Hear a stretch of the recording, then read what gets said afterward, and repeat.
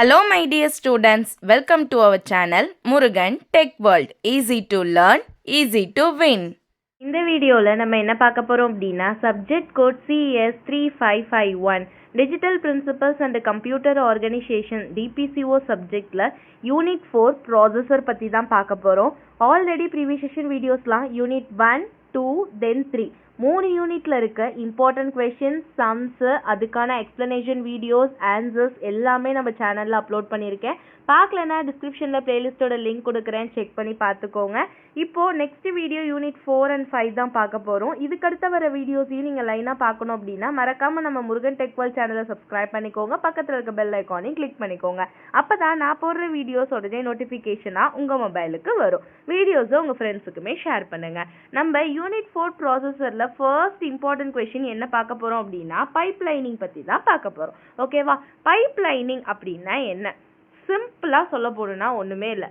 ஒரு கம்ப்யூட்டர் எப்படியெல்லாம் இருக்கணும்னு அந்த கம்ப்யூட்டர் ஆர்கனைசேஷனை பற்றி பார்க்க போகிறது தான் இந்த 3rd unit, 4th unit, 5th unit மூணுமே. ஃபஸ்ட்டு இன்ஸ்ட்ரக்ஷன் எப்படி இருக்கணும், அது என்ன மாதிரியெல்லாம் ஒர்க் ஆகும், அட்ரஸிங் மோட் எப்படி இருக்கும், இதெல்லாம் பற்றி நம்ம என்ன பண்ணோம் அப்படின்னா ப்ரீவியஸ் 3rd யூனிட்டில் பார்த்தோம். இப்போது அடுத்த ஸ்டெப் ப்ராசஸர், அதை ப்ராசஸ் பண்ண போகிற அந்த CPU எப்படியெல்லாம் இருக்கணும்னு தான் பார்க்க போகிறோம், அது எப்படியெல்லாம் ஒர்க் ஆகும்னு தான் பார்க்க போகிறோம். ஓகேவா? ஒரு கம்ப்யூட்டர் சிஸ்டமில் CPU என்ன பண்ணும் அப்படின்னா லைனாக அடுத்தடுத்த இன்ஸ்ட்ரக்ஷன்ஸை என்னெல்லாம் ஆப்ரேஷன்ஸ் பர்ஃபார்ம் பண்ணணும் அந்த சிஸ்டம் அப்படின்றது அந்த கம்ப்யூட்டருக்கு எடுத்து கொடுக்கறது தான் சென்ட்ரல் ப்ராசஸிங் யூனிட்டோட வேலை. அது என்ன மாதிரி ஆப்ரேஷன்ஸாக இருக்கலாம்? ஃபெச்சிங், ஒரு இடத்துல இருந்து ஒரு டேட்டாவை எடுக்கிறது, ஒரு டேட்டாவை டீகோட் பண்ணுறது. ஓகேவா? ரீடபிள் ஃபார்மில் அன்ரீடபிள் ஃபார்மில் இருக்க டேட்டாவை ரீடபிள் ஃபார்மில் மாற்றுறது, கொடுத்துருக்க அந்த டேட்டாவை என்ன ப்ராப்ளம் கேட்டிருக்கோ அதை எக்ஸிக்யூட் பண்ணுறது, தென் அது கொடுக்குற ஆன்சர்ஸ் எல்லாம் ஸ்டோர் பண்ணுறது. இதெல்லாம் தான் ஒரு CPUவோட வேலை. ஓகேவா? Then however executing one instruction at a time leads to the insufficient CPU utilisation.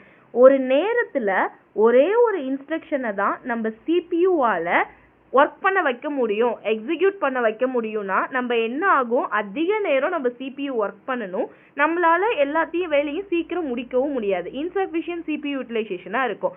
So many part of the processor remains idle. Idle அப்படின்னா என்ன? சோம்பேறித்தனமா ஒரு வேலையை ஒரு CPU ஒரு நேரத்தில் பார்க்குறப்ப நிறைய பார்ட்ஸ் என்ன பண்ணும் அப்படின்னா தேவையே இல்லாமல் வேலையே இல்லாமல் வெட்டியாக பல மணி நேரத்துக்கு இருக்கும். ஓகேவா?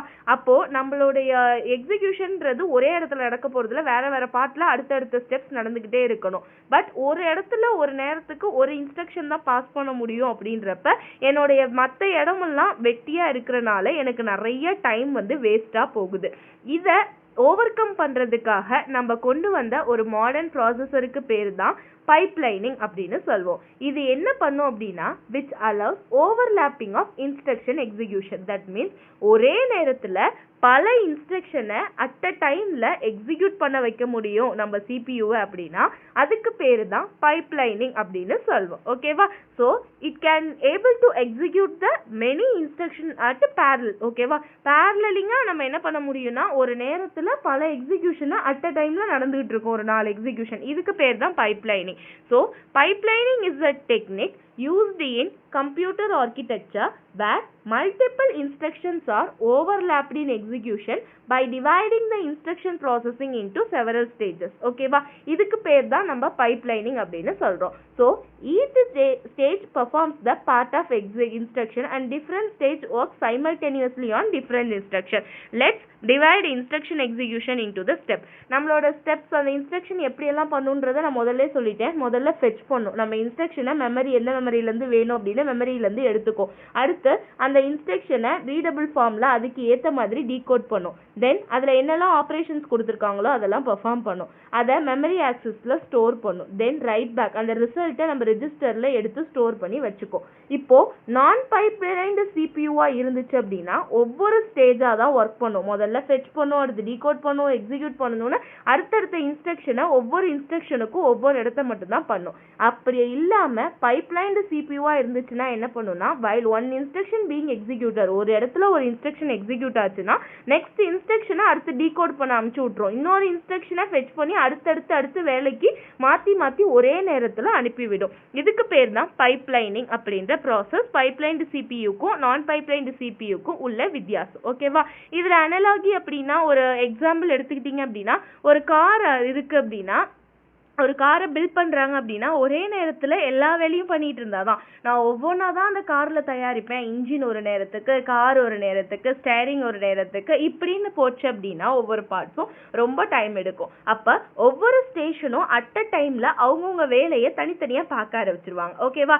இன்ஜின் பண்ணுறவங்க இன்ஜின், டோர்ஸ், பெயிண்டிங்னு அடுத்தடுத்த நேரத்தில் அடுத்தடுத்த வேலை போய்கிட்டே இருக்கும். இதால் என்ன ஆகுது அப்படின்னா நம்மளுடைய த்ரூபுட், அதாவது ஐடில் டைம் வந்து கம்மியாகுது.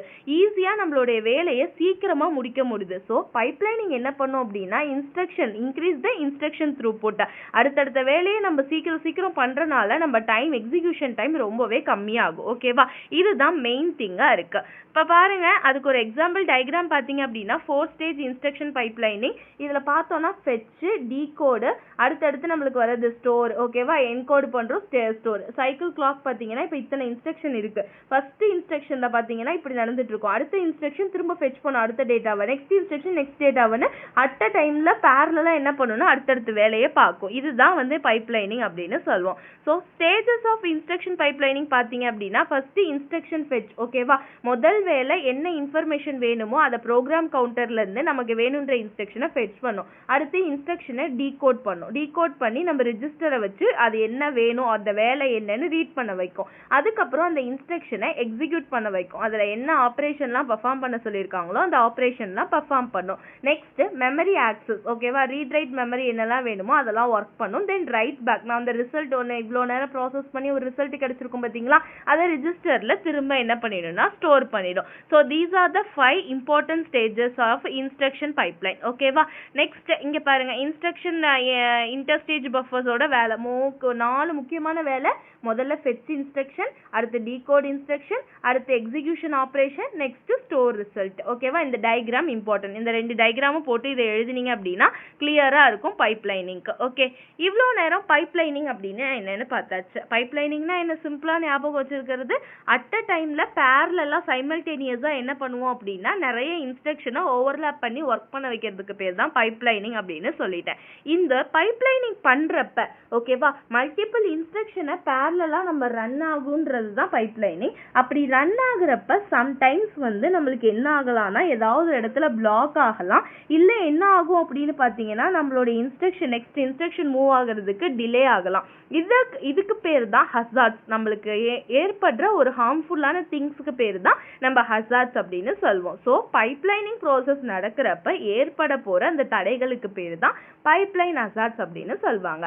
So although pipelining increase the performance, அது கம்மியான டைம்ல பேரலா எக்ஸிக்யூட் பண்றதுனால நமக்கு ஹை பெர்ஃபார்மன்ஸ் இருக்கும். But it may faces many problem call pipelining hazards that causes delay.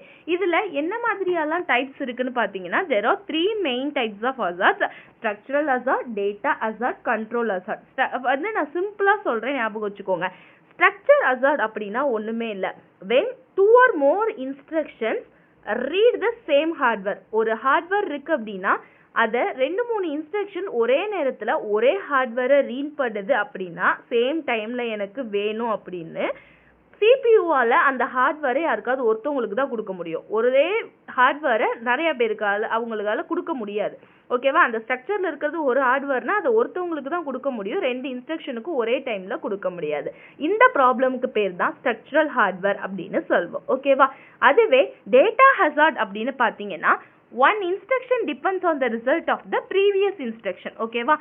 இப்போ எனக்கு ஒரு இன்ஸ்ட்ரக்ஷன் ஒர்க் ஆகணும் அப்படின்னா அது முதல்ல நடந்திருக்க இன்ஸ்ட்ரக்ஷனோட ரிசல்ட்டை பேஸ் பண்ணி தான் நான் அடுத்ததோட எக்ஸிக்யூஷனையே என்னால் ஸ்டார்ட் பண்ண முடியும். அப்படின்னா அதுக்கு பேரு டேட்டா ஹசார்ட் அப்படின்னு சொல்வோம். Third one control hazard. இதுக்கு இன்னொரு பேரு பிரான்ச் ஹசார்ட் அப்படின்னு சொல்லலாம். ஓகேவா? இது எப்போ நடக்கும்னு பார்த்தீங்கன்னா occurs due to branch or jump instruction changing the program counter. Program counter வந்து ஒரு பிரான்ச் ஸ்டேட்மெண்ட்டோ இல்லை ஜம்ப் இன்ஸ்ட்ரக்ஷனோ நடந்துச்சு அப்படின்னா இப்போ எனக்கு என்ன பண்ணணும், பிரான்ச்சிங் ஸ்டேட்மெண்ட் நடக்கிறப்ப நான் 4th இன்ஸ்ட்ரக்ஷன்ல இருக்கேன், எனக்கு டைரக்டா 8th இன்ஸ்ட்ரக்ஷன் போகணும் அப்படின்னா நான் அதோடைய அட்ரஸை தப்பா கொடுத்துட்டேன், ஏதோ என்னால் வந்து அதை கரெக்டான நேரத்தில் என்னால் கொடுக்க முடியல, இந்த அட்ரஸ் எனக்கு எனக்கு வேணும் அப்படின்னா அது ராங்கான இடத்த ஃபெச் பண்ணி எடுத்துக்கும் அதுக்கு வேணுன்ற டேட்டாவை.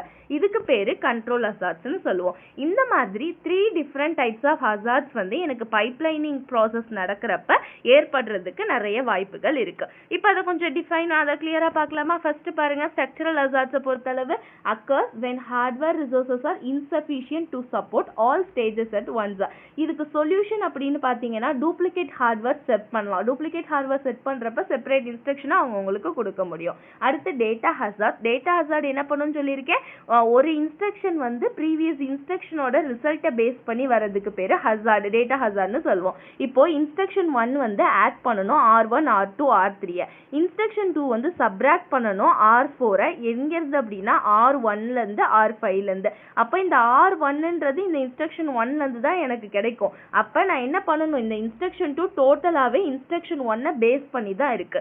இதுக்கு பேர் டேட்டா ஹசார்ட்ஸ் அப்படின்னு சொல்லுவோம். இதுக்கான சொல்யூஷன்ஸ் அப்படின்னு பார்த்தீங்கன்னா data forwarding or bypassing. That means use results directly from the pipeline output before it is written to the register. பைப்லைன்லேருந்து டைரக்டா, ஏன்னா எந்த ரிஜிஸ்டர் எது எடுத்துக்கிட்டாலுமே அவுட்புட்டை எடுத்ததும் எங்கே எழுதுன்னு சொல்லியிருக்கோம், ப்ரோக்ராம் கவுண்டரில் அட்ரஸ் ஸ்டோர் பண்ணுறதுக்கு ரிஜிஸ்டரில் போய் தான் மென்ஷன் பண்ணும் இன்புட் அவுட்புட் டிவைஸ்க்கு. அப்போது அதில் எழுதும் முன்னாடி நம்ம டைரெக்டாக பைப்லைன்லேருந்து யூஸ் பண்ணிக்கிட்டோம் அப்படின்னா இந்த டேட்டா ஹசார்ட்ஸை வந்து கொஞ்சம் கம்மி பண்ண முடியும். Next pipeline stall. That means delay dependent instruction until the data is available. Okay, then register renaming, avoid false dependency. அந்த ரிஜிஸ்டருக்கு ரீநேம் கொடுத்துக்கிட்டே இருந்தோம்னாலும் இது இந்த ப்ராப்ளமை சால்வ் பண்ண முடியும். இது டேட்டா ஹசார்ட்ஸுக்கு. Third one control hazards. இது எப்போ நடக்கும்னு சொல்லியிருக்கோம், பிரான்ச் ஆர் ஜம்ப் ஸ்டேட்மெண்ட் வரப்போ மட்டும்தான் நம்ம வந்து இந்த கண்ட்ரோல் ஹசார்ட்ஸ் நடக்கும். தென் பைப்லைன் என்ன பண்ணும், தப்பான ஒரு இன்ஸ்ட்ரக்ஷனை போய் ஃபெச் பண்ணி எடுத்துரும். இதுக்கு எனக்கு 3 வகையில் நம்ம இது பண்ண முடியும் solution. Branch prediction, delayed branching, flux. அதாவது எந்த பிரான்ச் வந்து அதை கண்ட்ரோல் ஃப்ளோவை சேஞ்ச் பண்ணணும்னு நினைக்குதுன்னு ஒரு கெஸ்ஸிங்கில் அந்த பிரான்ச்சை ப்ரெடிக்ட் பண்ணோன்னா நமக்கு கரெக்டாக வர சான்சஸ் இருக்குது. இல்லை நம்ம இப்போதைக்கு வந்து பிரான்ச் இன்ஸ்ட்ரக்ஷனை கொடுக்க வேண்டாம், கண்ட்ரோல் ஃப்ளோவை மாற்ற வேணான்னு என்னோட பிரான்ச்சிங்கை நான் டிலே பண்ணுறது மூலியமாக இந்த கண்ட்ரோல் ஹசார்ட்ஸை வந்து நான் வந்து கம்மி பண்ண முடியும். தென் ஃப்ளட்ச் த பைப்லைன். என்ன ஒரு ராங் இன்ஸ்ட்ரக்ஷனோ அதை கண்டுபிடிச்சி அதை நான் அழிச்சிடுறது மூலியமாக, டிஸ்கார்ட் பண்ணிடுறது மூலியமாக என்னால் கண்ட்ரோல் ஹசார்ட்ஸை ப்ரிவென்ட் பண்ண முடியும். So these are the 3 ways to the solution to control the control hazards. ஓகேவா? இதில் டைப்ஸ் ஆஃப் பைப்லைன்ஸ்னு பார்த்தீங்கன்னா நம்ம ஆல்ரெடி நான் சொல்லியிருக்கேன், instruction pipeline, arithmetic pipeline, processor pipeline. Instruction pipeline அப்படின்னா டிஃப்ரெண்ட் டைப்ஸ் ஆஃப் இன்ஸ்ட்ரக்ஷன் வந்து அடுத்தடுத்து ஓவர்லாப் ஆகி போகிறது. அரித்மெட்டிக்னா ஃப்ளோட்டிங் பாயிண்ட், நிறைய அரித்மெட்டிக் ஆப்ரேஷன்ஸ் யூஸ் பண்ணுறதுக்கு. ப்ராசஸர் பைப்லைன் என்ன பண்ணும் அப்படின்னா multiple instruction are executed simultaneously in multiple pipelines. ஓகேவா? So these are the some of the types of pipelines.